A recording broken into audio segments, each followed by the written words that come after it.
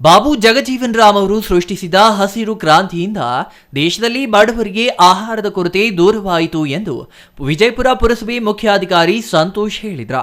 ವಿಜಯಪುರ ಪುರಸಭೆ ಕಚೇರಿಯಲ್ಲಿ ಆಯೋಜಿಸಿದ್ದ ಜಗಜೀವನ್ ರಾಮ್ ಸ್ಮರಣೆ ಕಾರ್ಯಕ್ರಮದಲ್ಲಿ ಅವರು ಮಾತನಾಡಿದರು. ಕ್ರಾಂತಿಯ ಹರಿಕಾರ ಬಾಬೂಜಿ ಸಮಾಜದ ಕಟ್ಟಕಡೆಯ ವ್ಯಕ್ತಿಯ ಜೀವನಕ್ಕೂ ಆದ್ಯತೆ ಕೊಟ್ಟಿದ್ದರಿಂದ ಇಂದು ಸಮಾಜದಲ್ಲಿ ಆಹಾರ ಪದಾರ್ಥಗಳ ಕೊರತೆಯಿಲ್ಲ ಎಂದು ಸ್ಮರಿಸಿದರು.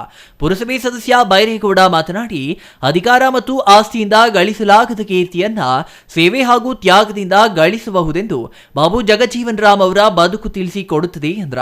ಬಾಬೂಜಿ ಎಂದೇ ಹೆಸರಾಗಿದ್ದ ಬಾಬು ಜಗಜೀವನ್ ರಾಮ್ ನಿಸ್ವಾರ್ಥ ಸೇವೆ, ಸ್ವಾತಂತ್ರ್ಯ ಚಳವಳಿ ಮತ್ತು ಸಮರ್ಪಣಾ ಮನೋಭಾವದ ಹೋರಾಟದಿಂದ ಸಮಾಜಕ್ಕೆ ಆದರ್ಶಪ್ರಾಯ ವ್ಯಕ್ತಿಯಾಗಿದ್ದಾರೆ.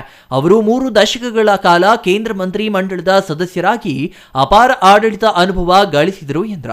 ಸಾರಿಗೆ, ಆಹಾರ, ರೈಲ್ವೆ, ಕೃಷಿ ಮತ್ತು ಸಮುದಾಯ ಅಭಿವೃದ್ಧಿ, ಕಾರ್ಮಿಕ ಮತ್ತು ಉದ್ಯೋಗ ಪುನರ್ವಸತಿ ಕೆಲಸವನ್ನ ಮಾಡಿದ ಹಿರಿಮೆ ಅವರದು ಎಂದರು.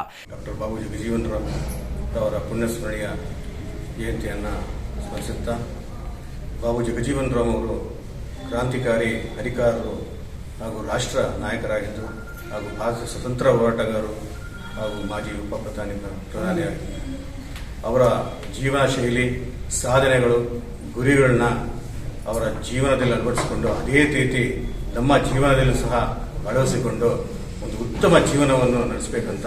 ಇನ್ನು ಕಾರ್ಯಕ್ರಮದಲ್ಲಿ ಪುರಸಭಾ ಸದಸ್ಯ ನಾರಾಯಣಸ್ವಾಮಿ, ಕಂದಾಯ ಅಧಿಕಾರಿ ಚಂದ್ರು, ಕಂದಾಯ ನಿರೀಕ್ಷಕ ತ್ಯಾಗರಾಜ್, ಅನಿಲ್, ಜೋಶಿ, ಶಿವ, ನಾಗೇಗೌಡ ಇನ್ನೂ ಹಲವರು ಹಾಜರಿದ್ದರು.